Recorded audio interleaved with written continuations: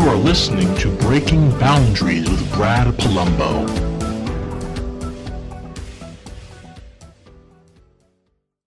All right, everybody, welcome back to the show. Thanks for all of you guys tuning in to our first 10 episodes so far. If this is your first time, make sure you hit subscribe below if you're watching us on YouTube, or subscribe on Apple Podcasts or Spotify. My guest today is Grace Panetta. She is a journalist at Business Insider who is kind of an election whiz and covers everything related to ballots, post office, election results, court cases, and more. Grace, thanks for coming on. Thank you so much for having me.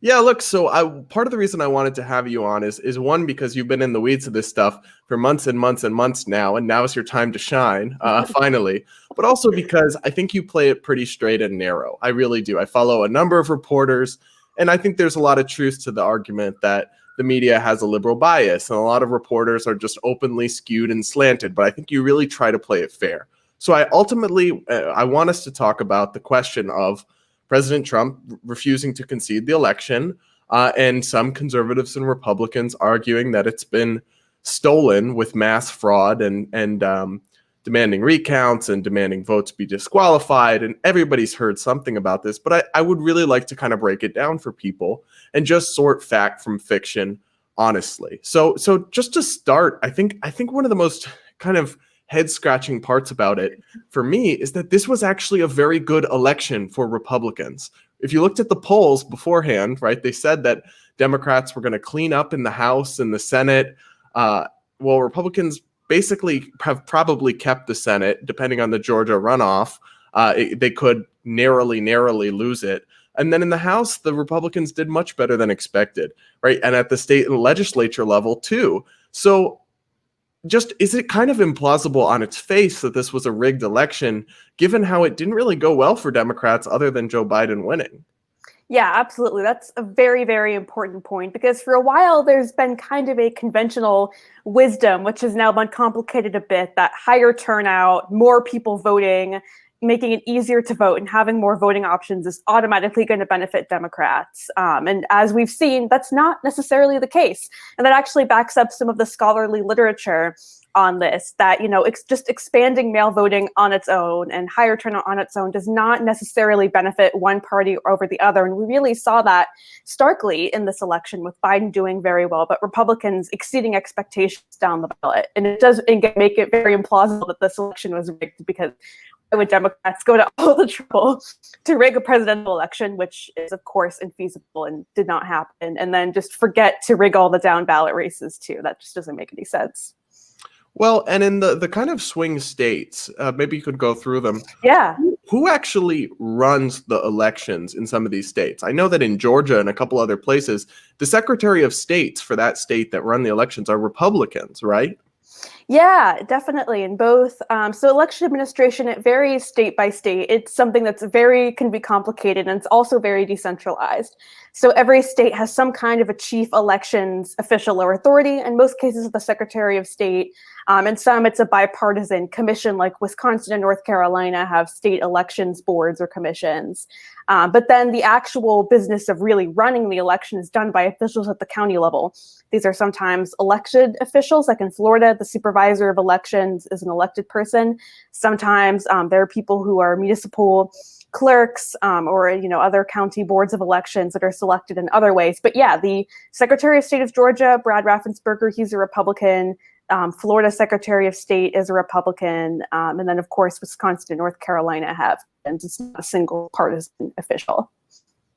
So the final margin of victory, according to Real Clear Politics, and I think there's still some different places have different margins or final states to be called, but Biden has 306 electoral votes and Trump has 232. Can you break down what the margin of victory was, not in terms of the popular vote, which doesn't technically count, but in terms of which states kind of determined the result here? And then in these states, what were the margins? Are we talking hundreds of votes, thousands of votes, tens of thousands of votes, or hundreds of thousands of votes?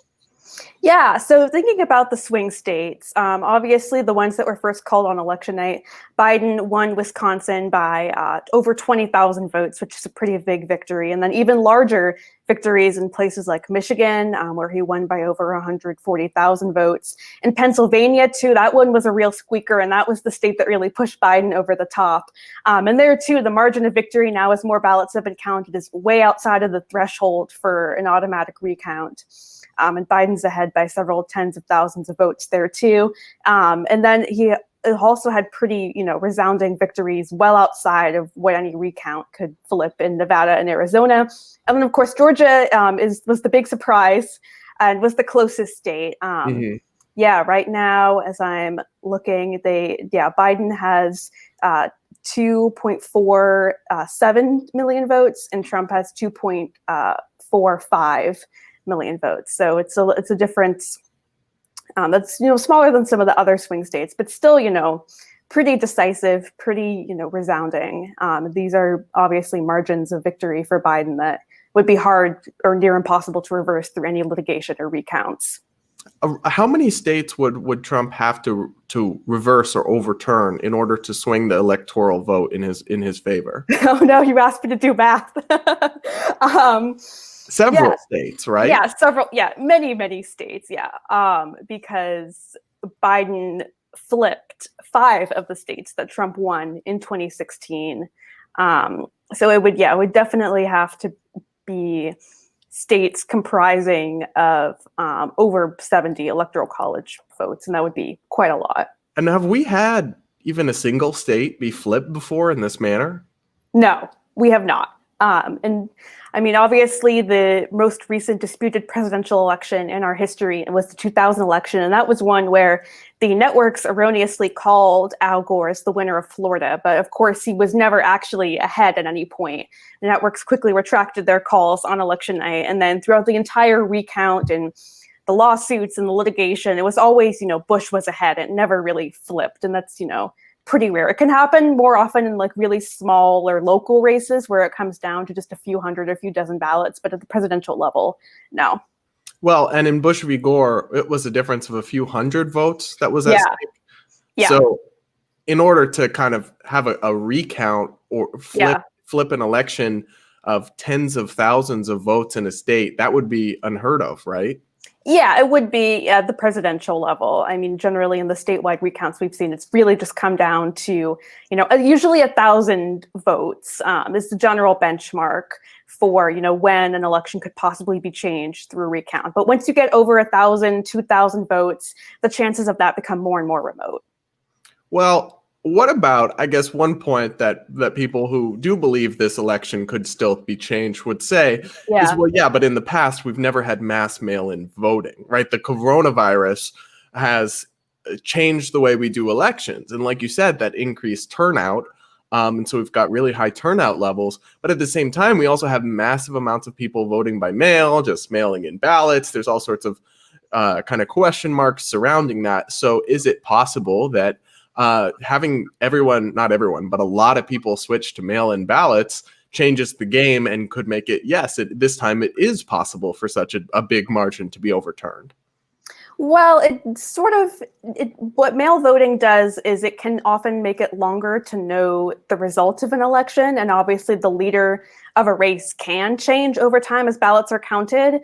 But it doesn't, necessarily increase the chances that a state will necessarily flip from one side or the other. It's what comes down to really the margin at the end of the day. So like Pennsylvania, for example, was one where they don't allow their officials to begin processing mail ballots prior to election day. And so because of that, the first votes that were recorded were the election day votes. Those went heavily towards Trump. Trump was leading by tens of thousands of votes in Pennsylvania, but then as ballots were counted throughout the next few days, Biden took the lead and is now ahead by a margin that's well outside of the margin for a recount. So it's not so much that the result flipped, it's just that one candidate led as votes were counted and then another took over the lead. It's not really a flip per se.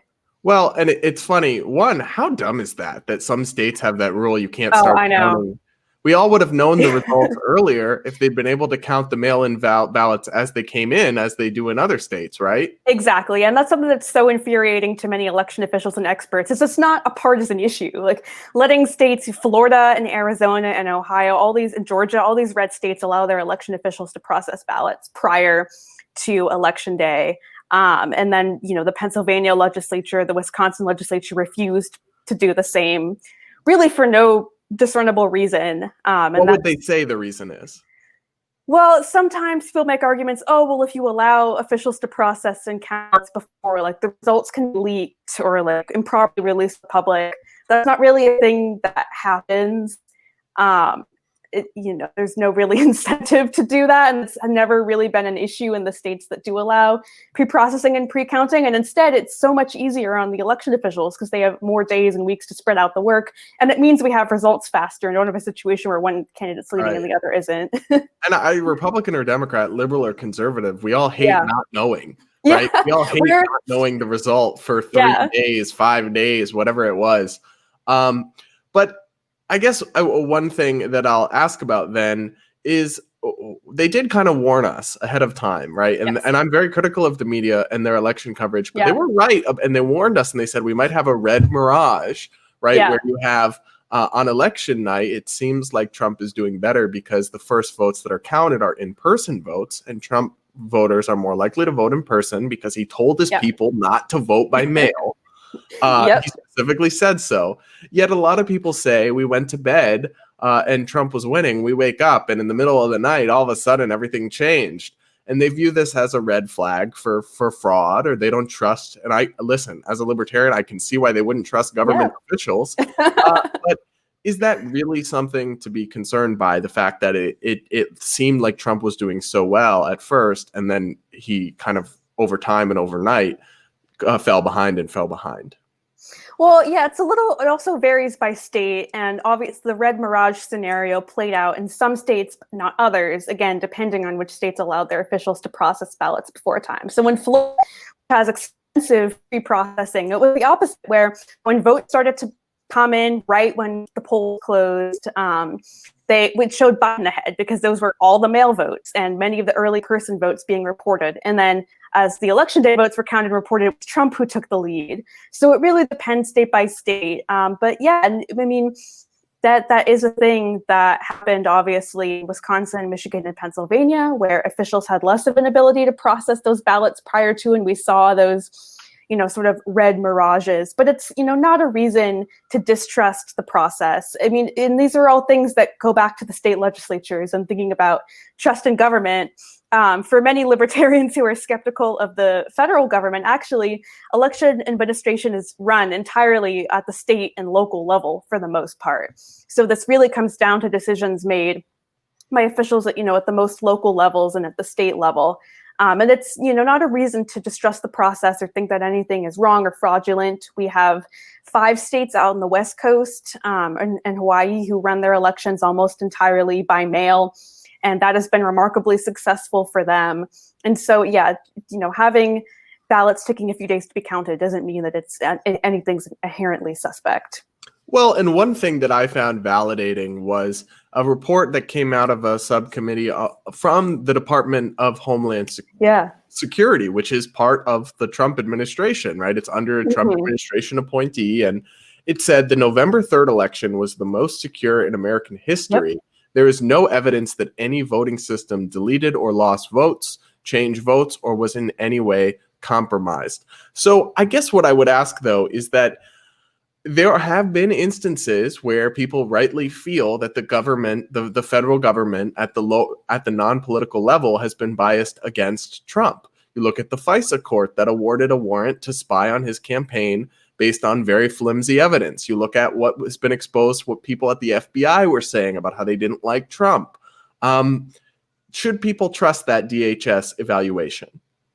Yes, they absolutely should. And so the director at little sub-agency, it's not a little sub-agency, it's a very important one, the Center for Infrastructure and Security Agency, or the Cybersecurity Infrastructure and Security Agency. Their director, Chris Krebs, is a very, very highly respected cybersecurity official who is held in extremely high regard by people on both sides of the aisle, nonpartisan election officials and experts.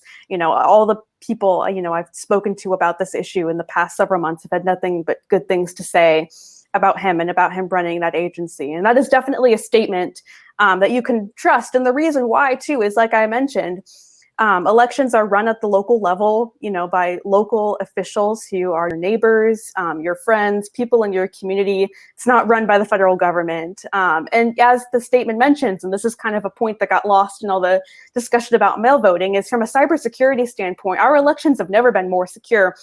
We have more jurisdictions, more states than ever, either using paper ballots, ballot marking devices, or electronic voting machines with a voter verifiable paper trail than ever before. Since the advent of voting machines. And so because of all these paper trails that we have, it's really never been secure. So one thing I'll ask about, though, is as I've seen kind of scattershot over like far right media and people here and there, they'll find examples where they say dead people have voted, or people who are on the voting rolls or send in ballots that are dead or don't exist, or multiple ballots from one person. To what extent are these anecdotes that we've seen true examples, and to what extent are they actually emblematic of a widely existing phenomenon rather than just one-off examples? Yeah, so it's important to note that when news organizations have examined these lists of supposed dead people voting, what they have found is that in a lot of cases, those lists were not the most accurate. Sometimes it's because of people who share the same name with someone who died, or a very similar name. And this is an issue officials run into when they try to do voter list maintenance and remove people who they think might be dead or ineligible from the rolls, is a lot of people have similar names to each other. It's also important to note that in several states, if you send in a mail ballot and then pass away or die afterwards, in many states that ballot won't be counted. So that happened in a few cases. But I know, for example, in one case in Georgia, on one of the lists that the Trump campaign or their allies put out that supposedly had dead people voting, it was one where it was a widow, and she had been listed on the voter rolls as Mrs. and then her husband's name, because that's how, a lot of names were listed back in the day for married women. And so she was a perfectly valid voter, a legal voter, cast a legal vote, is alive and well.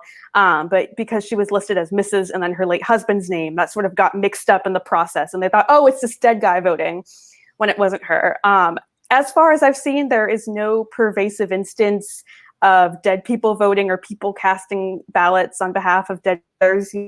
Always some one-off instances of that kind of fraud every election, but it's not a systemic issue. And a lot of these big lists that the Trump campaign has released, a lot of names on them, not held up, and there's just no evidence that there's pervasive fraud there.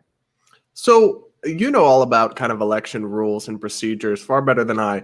What is to stop me from voting twice? What's to stop me from sending in 3 mail-in ballots, all for Joe Biden? Yeah, that's a great question. So it's important to first note that mail ballots have so many different layers of security and checks and balances throughout the system that we can't even imagine. And a lot of cases, ballots have a specific voter identification number or barcode on them that are specific to that ballot and specific to that voter. And so, for example, if you first request a ballot to vote by mail, you're going to be marked off in the systems that election officials use. They're statewide poll books or voter databases. You'll be marked off as having requested a ballot. And then if you return it, you'll be marked in the database as having returned your ballot. So then you can't, try to vote another time after you've already voted. And then for in-person voting too, a lot of states have a rule where if you request a ballot and then go vote in person, you'll have to vote a provisional ballot that's then only counted if your mail ballot isn't received. And because, election officials have these databases they use within their own states, and then they also share information with other states. And that's how a lot of other cases of double voting are caught. So because of the way that voting works, there aren't voter ID laws in every state. what is to stop someone like me? Say I voted by mail, but I know what precinct my neighbor, he's the same precinct as me. What's to stop me from showing up at the polls and say, yep, I'm Mr. Bob George, 1602 Smith Street, right? And just voting as him. What's to stop me from doing that? Yeah, so the reason why voter impersonation is so rare in the first place is it's just a very inefficient way to commit voter fraud. As you mentioned, you have to know the name and address of another registered voter, know for a fact that they're not voting and haven't already voted, because if you show up to the polls and they're marked as having voted, they're not going to let you vote. And even in that case, if the poll workers, especially in a small town, have seen that the person's already voted, there might be, they might raise some alarms. So, for example, a good example of this recently that happened in this election was in Pennsylvania, which does not have a voter ID law except for first-time voters. There was a man who voted first on election day and then knew that his son wasn't in town and wasn't going to be voting, put on sunglasses and went back to the polling place and tried to vote again as his son. And the poll worker immediately noticed that guy looked strangely familiar and stopped him from voting, and he's now facing criminal charges. So yeah, in an ideal world, in order to commit voter impersonation, like everything has to line up. You have to, know the name, address of another registered voter, look somewhat like them, like not be the same gender. And then, if you're trying to impersonate someone, you have to rely that a poll worker is not going to recognize you. So even if, you can try to do it, even in a state without a voter ID law, it's just very inefficient. And that's why we don't see very high rates of it. So what about the court cases that are going on? I know the Trump campaign, I guess it would be, not the administration, has taken a bunch of court cases brought them in front of a judge, and they're different things. In some cases, they want a recount. In some cases, they want ballots thrown out. Could you maybe just give us an overview of what these lawsuits are and any outcomes so far? Yeah, the Trump campaign, as you mentioned, and filed a lot of lawsuits in a lot of different background states. Also, the ones where Trump lost or is very behind on a number of different issues, whether a lot of cases have centered around access that poll workers or poll watchers have been given to the vote counting process or the voting process. In other cases, they've been claiming that ineligible voters cast ballots, but mainly this issue of poll watchers being given access. And they've not been very successful. So far, I believe they've maybe won one court challenge and lost well over a dozen, I think maybe 20 at this point. In many cases, the Trump campaign is often not making these same sweeping arguments that we might see online about massive voter fraud. They're not even claiming that. They're making these other arguments about access to poll watchers. And in many cases, judges have not been buying what they're selling. And that's why they haven't been very successful in court. Well, I'm glad you brought up poll watchers, because one thing that's been alleged is that there are instances, I'm thinking particularly in Pennsylvania, where they say they didn't allow poll watchers from the Trump campaign or the Republicans in, and they couldn't monitor. So because they didn't allow that, therefore there must have been fraud going on. One, that's kind of a logical leap, but also is it true that they didn't allow poll watchers in some of these places? So the short answer is no, and that's why these cases haven't been very successful. As for example, in one case about Philadelphia, the Trump campaign, conceded that the poll watchers had been let in, but said that they, weren't allowed to get close enough to see the process. That was their, main complaint. And it's also— Is that valid though? Yeah, there's, some dispute, obviously, but they did not really succeed in their efforts to get the vote counting stopped or to get those ballots invalidated. Mainly the judges did not find that to be super persuasive. And obviously, it varies. There's, some conflicting poll watchers saying different things about how close they were allowed to get. And it is definitely access is an important part of the process. But this election has also been incredibly transparent. A lot of places have live streamed their vote counting procedures, including Philadelphia. Yeah, and so far, the Trump campaign has not been able to prove that whatever disputes they had about the access to poll watchers meaningfully corrupts the vote counting process. Yeah, and it is, I think, kind of telling that the legal results just have not gone their way overwhelmingly. But I will say this. One thing that bothers me is I feel that a lot of journalists in liberal media or liberal, like Democratic politicians and liberal commentators, they'll say things like voter fraud is a myth or voter fraud doesn't exist, right? And maybe what they mean is that it's not really a wide-scale phenomenon. It's not ever going to affect the results, but they sound dismissive. And what happens is to conservative people and Republican voters, they hear that and then they think, well, that's absurd. Of course, it has to exist. So therefore, maybe I should believe what the other people are saying, that it's a rigged election. What do you make of that? Do you think that the way that people talk about this issue is wrong, including on the left? Yeah, I mean, I think it is really important to take fraud when it does happen extremely seriously and not be dismissive and say, oh, it never happens. Because, it is extremely, extremely rare. The decentralization of our system, luckily, does really disincentivize efforts at fraud, either, voter fraud or efforts to corrupt elections from behind the scenes. But there are, one-off cases. It does happen. If you're going to have a presidential election with over 150 million people voting, there is going to be some level of fraud or people attempting to commit fraud. So it's not that it's non-existent, but our systems and state laws are very, very serious about penalizing fraud when they do catch it, because it is an affront to our political system to have someone trying to either commit fraud or, even worse, defraud other voters and corrupt their ballots. Which is, for example, what happened a couple years ago in the North Carolina congressional race, where a Republican operative pressured voters improperly into handing over their ballots to volunteers or filling out their ballots in a certain way. That is, really an insult to democracy and to the voters, and it should be taken seriously. So I think there is a middle ground to strike where we can say, yes, the attempts at fraud do occur. It's not non-existent, but it's extremely rare. And there are all these checks and balances in place to catch it when it does happen. And that's how we know of it in the first place. Well, so there has been, I think, I am frustrated, certainly, by President Trump's refusal to admit that he has not won the election. But I also think there's been an overreaction where people say it's a coup or he's refusing to leave office. I mean, in fairness, Joe Biden is not technically president-elect yet. The votes have not been certified in every single state, and the Electoral College has not voted. And he is right now going through a legal process, taking cases to court and losing. But he hasn't stepped outside of the rules of the game in terms of actual actions, rhetoric aside, right? Yeah, that's correct. And this is something I'm kind of a perpetual anti-doomsday, democracy will prevail type of person.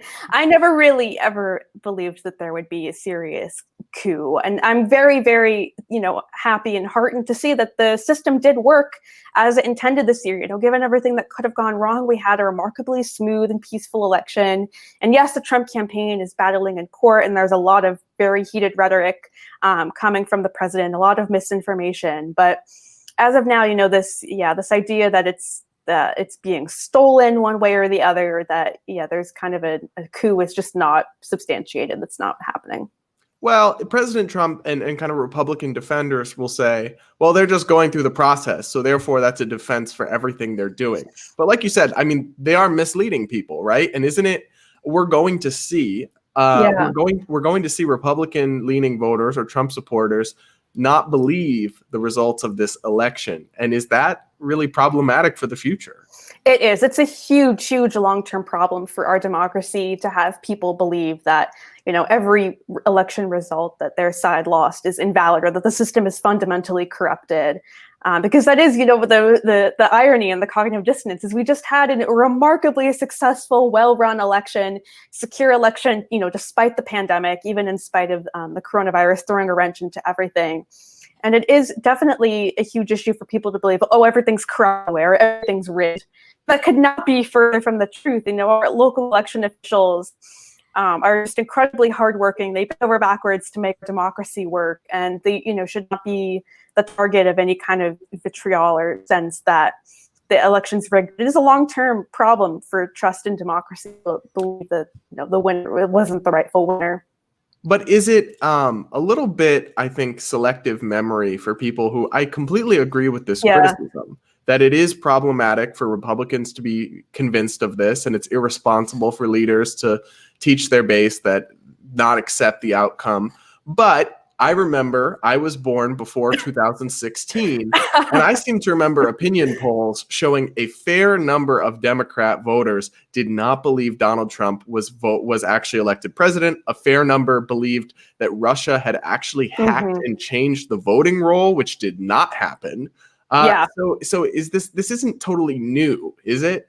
No, it's not new. And this has been a feature of our system, since the beginning of our democracy, of one side believing that the election's rigged and spreading that conspiracies irresponsibly, especially since the advent of voting machines. Every cycle there are conspiracies or misinformation that, the voting machines are hacked. It's all rigged. The Republicans rigged it. And so those have been around for a while. But yeah, it's absolutely true that a lot of the rhetoric after 2016 is coming from some very high-ranking Democratic officials and politicians was irresponsible in portraying Russia as having stolen the election. Of course, the Russian interference was an attack on our democracy, both in the form of their use of social media and the way that they attempted incursions into our voting systems. But of course, there's no evidence that anything was hacked, no evidence that no votes were changed as far as the election system go. So it definitely, did reach the irresponsible level from the left from some quarters. So with that, I think we'll kind of wrap up the election talk. So thank you for that. And I really hope that listeners find it helpful. If you want to follow Grace's work, you can check her out on Twitter, and she reports for Business Insider, which I like to read, and I very wide breadth of coverage you guys do at BI. So obviously it is. I explained this to you before the show. It is a tradition on my podcast that you must offer up your controversial hot take about food. And because you appeared on my podcast, that's what we do here. Hit us with it, Grace. Yeah. So I think when it comes to pasta and when it comes to certain recipes that call for only, whole tomatoes or fresh tomatoes, it's really okay to use sauce that comes from a can or a jar. You don't need to use the perfect whole tomatoes and crush them with your hands, even though that might horrify some people. It's okay to use it from a can or a jar. Just put some pasta water in there. I promise the Italian ancestors will not come down and smite. So because you're from Massachusetts, just like me, I also have to ask you, Dunkin' or Starbucks? Oh, Dunkin', always Dunkin'. So maybe I'm a heretic as a Massachusetts person, but now that I've moved to DC and I really don't drink Dunkin' as much, when I drink it, it tastes really watered down and weak. Oh, really? Yeah. I definitely, their hot coffee I have not been impressed with.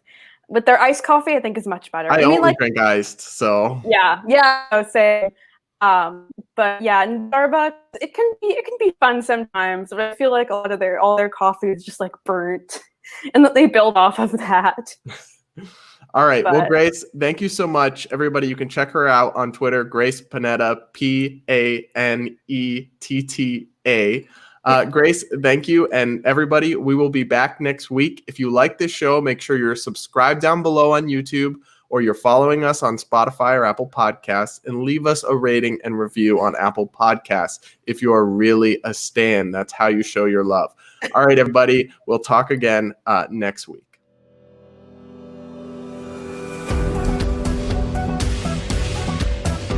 You are listening to Breaking Boundaries with Brad Palumbo.